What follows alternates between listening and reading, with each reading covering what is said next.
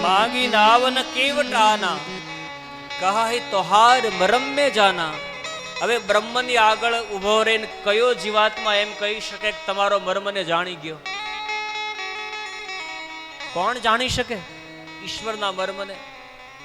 પણ આ અભણ માણસ એમ કહે કે તમારો મર્મને જાણી ગયો. કયો મર્મને જાણી ગયો? કે મહારાજ ગરીબ માણસ છું.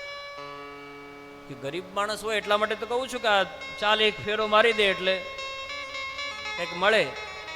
કે મહારાજ એ ફેરો મારી તો દઉં પણ પછી નૌકા રહે તો ને.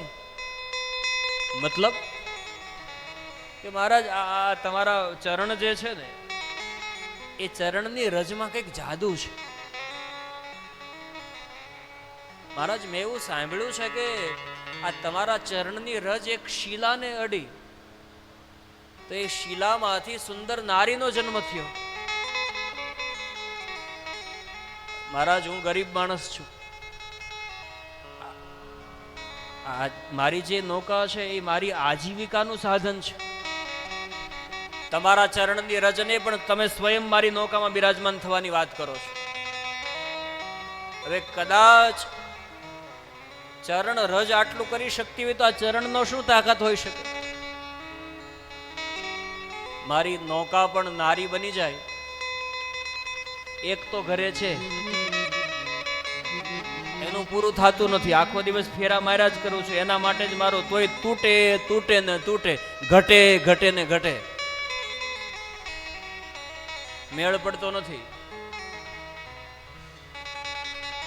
ગમે તેટલી સાડી હોય ત્યારે પ્રસંગ આવે ત્યારે મારી પાસે નથી નથી ને નથી. આખો કબાટ ભર્યો હોય. બોલે આ તો જૂની છે, હવે કઈક નવું આવ્યું. એ બધું એના ફેરામાં જ બધું જાય છે. છતાંય પૂરું પડતું.